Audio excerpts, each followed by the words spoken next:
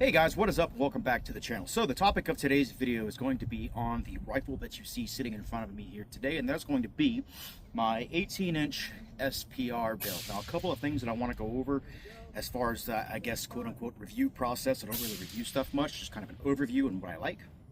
But one being the barrel that I have in this gun, as well as the rifle itself and everything that I have in it. So to start, we're going to go ahead, we're going to do a brief overview of the rifle that I've got, everything that's on it, everything that's in it, and then we'll move into the second portion of this review process. So starting from the front, obviously the heart and soul of any kind of, especially an SPR build, is going to be the barrel that you put in it, be that the materials that the barrel is actually made of, the process in which they go about to make it, so on and so forth. So this is an 18-inch Rosco manufacturing purebred SPR barrel. Now, Rosco manufacturing, they do two different 18-inch barrel variants. This particular one is going to be the SPR specific profile, so you're not going to have that thin pencil profile, government profile barrel back behind the gas block. It's going to be a nice thick profile back here to help you to be able to manage heavier strings of fire a little bit better versus your thinner profile barrels. And then another really cool thing about this barrel is it is specifically engineered and designed to work with the Allen Engineering or OpSync style of suppressor mounts for your AEM5s, OCM5s, whatever SPR suppressor that you decide to use. Now, this particular one has got an AEM5 collar on the front. The profile for the barrel up here where the collar actually sits, there's a shoulder there for you to actually mate the barrel up to. It's going to be about a .730 in front of the collar area, and then it steps up to about the it's about a 748, 749 is what I measured it with calipers, where the gas block journal is actually going to sit at a 750, and it's going to actually have a taper mount in there that this collar sits against, so you're able to see your suppressor in the exact same spot every time. Muzzle device here, again, Allen Engineering muzzle device. I've got the Accu washers in here timing it. I wanted to do a rock set style instead of the crush washer style whenever I was actually timing this brake.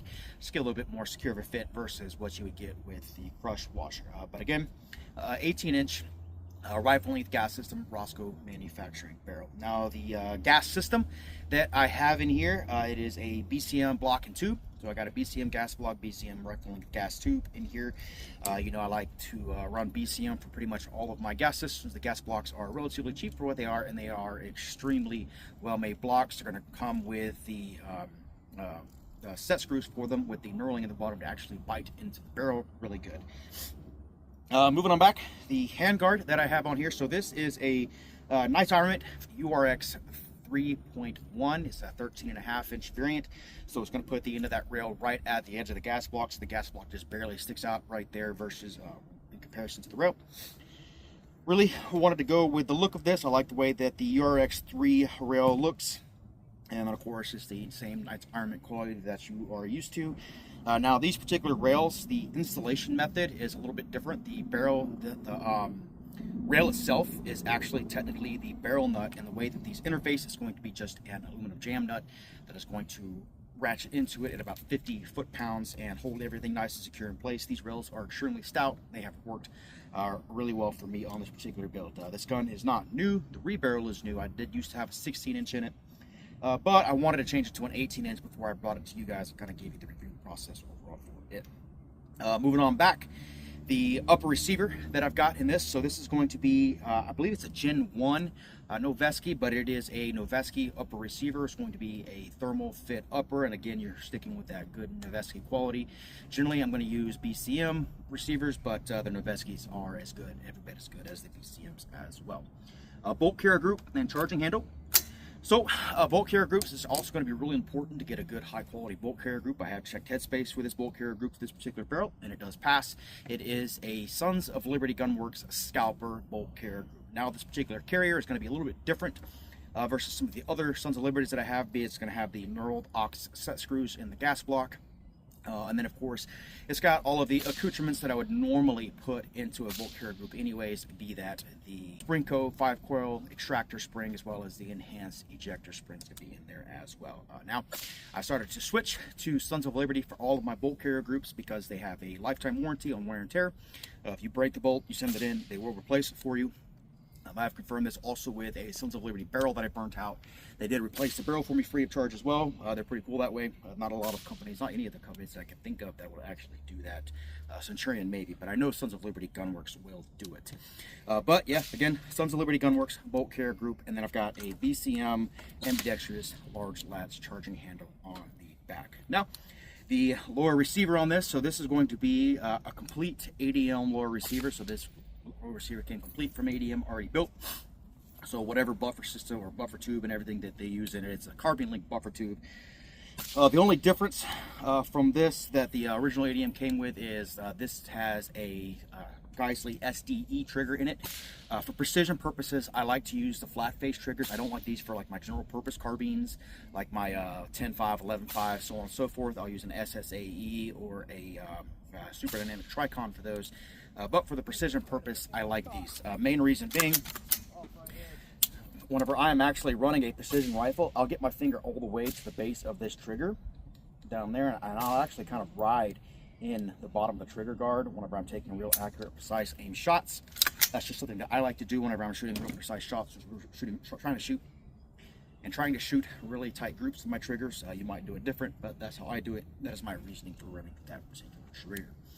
Other than that, ambidextrous safety here, as well as an ambidextrous bolt release and bolt hold open device. So I do plan on running this gun really hard at your Serengeti and quantified performance style matches, and some matches like QP for instance, they require you to start bolt to the rear, so it's a lot easier to start with a bolt to the rear and then just kind of have your trigger up and then lay the rifle down on whatever bag you have and just send it home with your trigger finger. Now, optic setup. So this is one of the things that will eventually change, but there is nothing wrong with this optic. It's just a little bit outdated. I've had this optic, I want to say, going on 12 years now, and this optic has been beat to hell, run extremely hard, and these things are just tanks. So this is going to be one of your original Leupold Mark IV LRT optics. This is in the 4.5 to 14 by 50 millimeter. These optics are extremely lightweight, very simple for what they are, and that's kind of what leads into their durability. There's not really a whole lot of creature comforts on these, no illumination, no fast focus eyepiece. There is a focus eyepiece, but it's a jam nut style that you have to move the entire rear ocular lens. And then it's going to have extremely clear glass that you know and love with your quality optics. It's going to have the external turrets. There's no locking mechanism in here. There's no zero stop. It's just got little lines that I have marked. That way I'll know when I've returned to zero. And then that's going to be nestled in a LaRue LT104 quick detach mount. These LaRue mounts are really good. It does return to zero every time I take it off and put it on. I've shot a group at 500, taken the optic off, put it back on, shot another group at 500, and in the exact same location. These LaRue optics are extremely well built and extremely durable. Now, this will get replaced with the newer generation Leupold Mark IV. So the Mark IV HD, I don't want to drop Mark V HD money on, especially considering that the Leupold, the Mark IV line has had extremely good glass, and I have no doubts with the Mark IVs, the ones that I have seen so far have been really good optics. But for now, that is what I have got on here, and then a Vortex bubble level on there because you need to make sure that you're keeping your rifle level whenever you're shooting at distance. Buffer system in here, it's going to be a Springco blue spring and a standard carbine buffer. I can't remember if I have a carbine or an H2. It might be an H2 in here right now. And then I'm going to be running this thing suppressed. I have the suppressor sitting over on the cart over there, but I'm going to be running this thing suppressed with an Allen Engineering AR-15 suppressor. Now, two parts to this video. First part, give you guys a general rundown of the rifle. Second part, I want to directly compare the Rosco manufacturing SPR barrel to, I guess, the gold standard for what this barrel is made to mimic. Now, the materials and everything that is in this barrel is going to be a 416R stainless button-cut rifle barrel with just your standard 6-screw rifling with a 1-in-7 twist. And I want to compare that today with an actual true-to-spec Mark 12 Mod 1. This rifle is as close as you can get in the civilian sector to an actual Marine Corps issued Mark 12 Mod 1. This is built by a guy who is an extremely avid cloner, and he is very particular about the parts that he puts in it. And I believe every single part in this, aside from the lower receiver itself, is a true to spec Mark 12 Mod 1 part. So the barrel that he's got here is going to be a Douglas barrel. The specs as far as this barrel and this barrel goes are exactly the same. The profile is exactly the same. They're using the exact same muzzle device. It's using an actual Mark 12 gas block instead of a BCM. But as far as the shootability and the core accuracy portions of this rifle goes, both of these barrels match exactly the same. They're both 1-7 twist, and they are both the Mark 12 profile of barrels. Now, for today's test, I have got 4 different types of ammunition. I've got your 62 grain M855, so just your standard green tip stuff. Now, the stuff that I have is not painted with the green tips, it's contract overrun, but it is 62 grain M855 loaded in the Lake City factory. The second ammunition that I've got is going to be 75 grain Hornady bow-tail hollow points, the Hornady black line of ammunition. The third variant that I've got is going to be your AAC 77 grain OTMs, and then the final one is going to be the Sig Sauer Elite line 77 grain OTMs. I'm going to be shooting all of these groups at 100 yards on the exact same target. Just one's going to be the top row of pasties, one's going to be the bottom row of pasties. For the optic, the only thing that's not clone correct on this, and it's just because I wanted to make sure that I was able to compare these as closely as possible, is this normally has a 2.5 to 8 Leupold. Right now I have got the exact same optic on this gun as I do this one, so it's going to be a same power ratio, same glass, same manufacturer, and they're actually manufactured right around the same time. So just be able to compare them as closely as possible so somebody can't say, oh, one had a different optic than the other. The bipod that we're going to be using on both of these are both going to be Harris 6-9 with the notched legs. The SPRM, I think, is the nomenclature. And then the only difference with this one as far as fire controls goes is this has a nice armament, 2-stage trigger, as opposed to the Geissele SDE. So without further ado, guys, let's get over to the 100-yard line, and let's go ahead and compare these two rifles side by side with accuracy.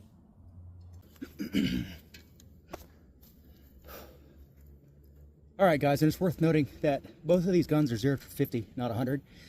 I've kind of dialed and adjusted based off of the ammo they're zeroed for. They're both zeroed for AAC 77s, but I've kind of dialed at 100, so it might be a little bit off of the pasty. But we're going to start left to right, shooting 62s for the left, and then the AAC 77s for the second from the left, and then just moving left to right, we're going to shoot the Hornady black and then the Sig 77 grain Elites using an Armageddon gear rear bag for both of these.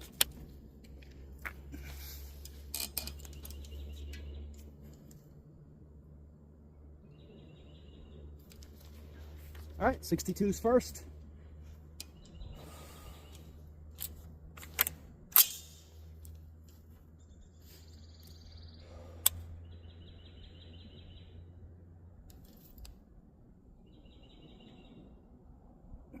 Parallax right.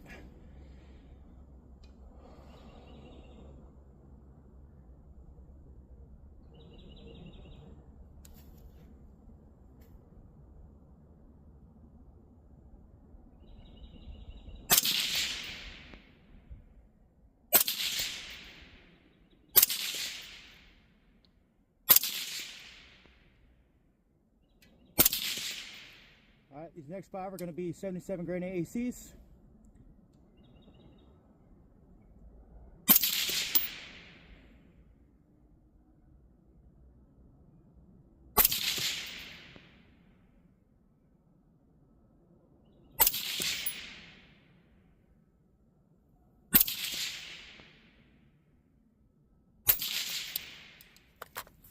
All right, next we're going to do 75 grain Hornady black. Make sure that's the right ammo. Be third from the left pasty on the top.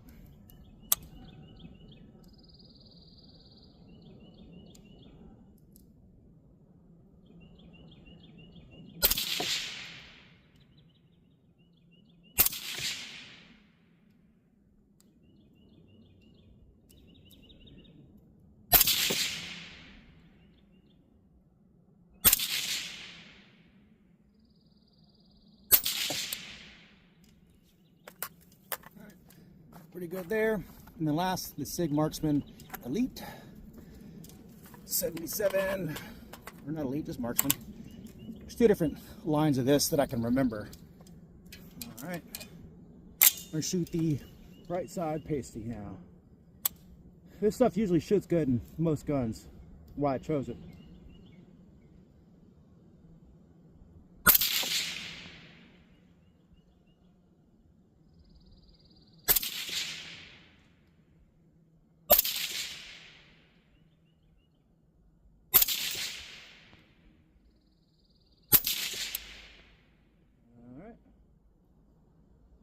All right, let's go ahead and get the Mod 1 up. Run the same thing.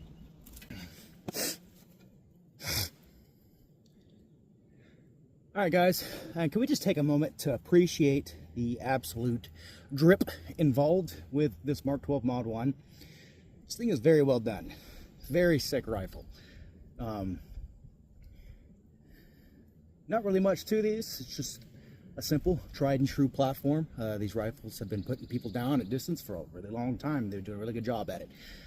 So I also want to add that both of these barrels had the carbon fouling cleaned out of them, so I didn't use any harsh copper solvents to remove any of the copper fouling from the barrel. But I did clean both of these barrels before doing this test.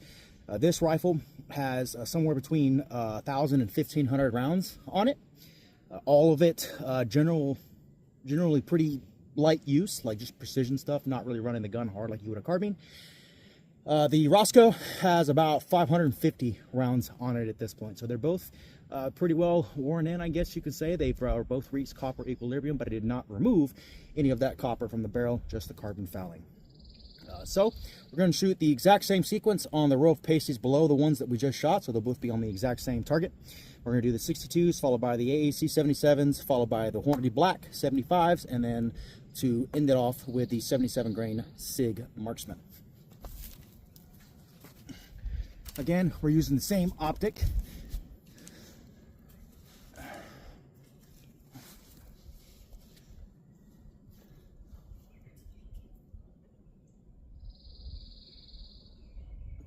All right, without further ado, let's get it done.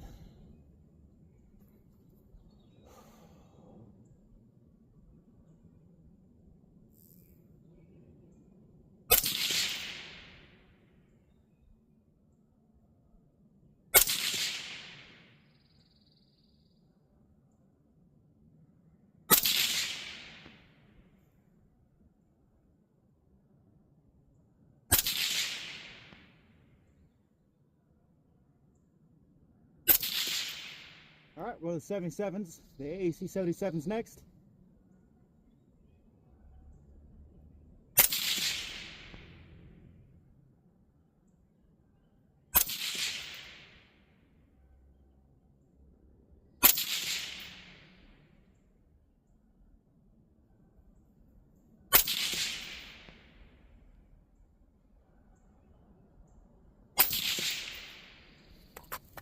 All right, the Hornady Black.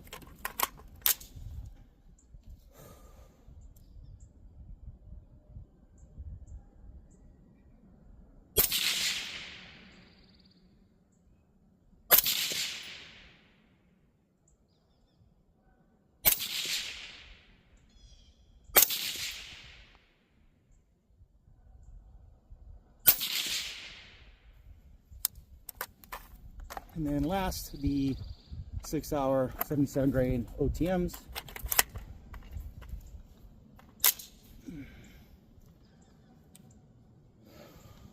All right, pasty.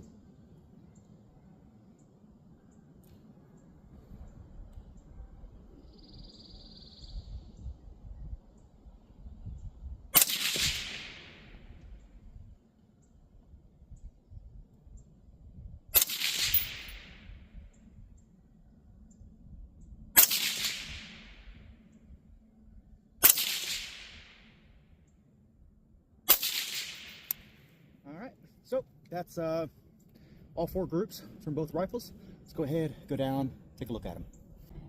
All right, guys, and the results are in for the accuracy. Now, one of the things I want you to notice about both of these particular barrels is the Rosco manufacturing being roughly half the cost of the Douglas barrel is actually producing very similar accuracy. Now, I didn't want to shoot 10 5-shot groups from each different ammunition type.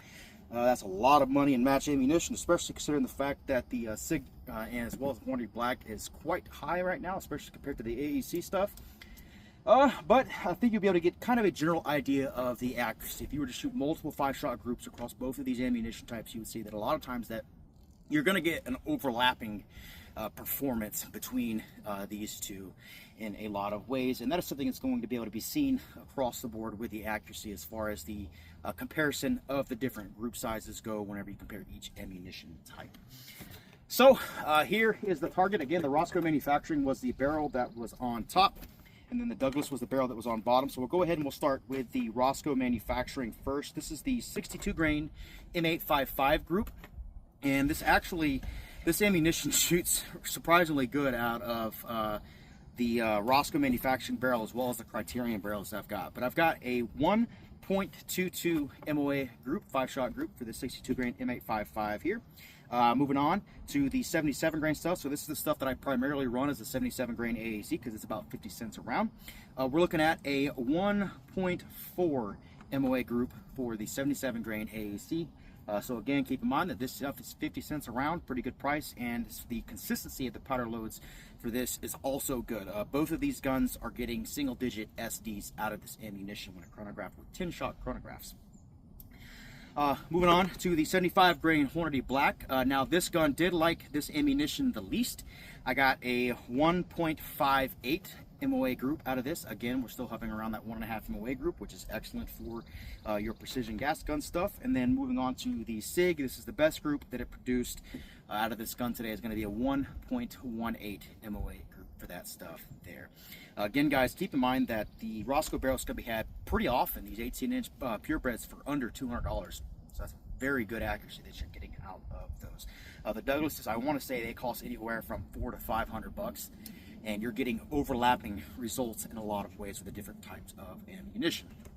So moving on to the Mod 1s groups.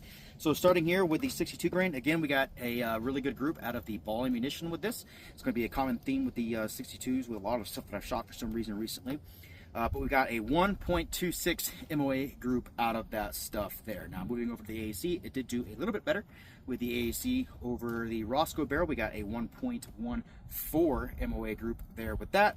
And then the best group of the day with the Hornady Black, we got a 0.73 MOA. And then last, with the SIG, this was the stuff that performed the worst out of the Douglas barrel. We got a 1.47 MOA group for that stuff there. Again, staying under that 1.5 MOA mark. Again, guys, keep in mind that if I was to shoot multiple different groups with this ammunition, results likely would overlap in a lot of ways. If you shot 10 5-shot groups from each of the ammunition types, it would do that. I fund everything here on the channel, but as you can see, both of these guns, they shot very similarly to each other. And the Rosco is definitely performing way above its weight class as far as the accuracy goes. But yeah, guys, that's going to be pretty much it for this guy here. If you do have any questions about this rifle, go ahead and drop them down in the comment section below. Don't forget to like, share, and subscribe, and I appreciate y'all watching.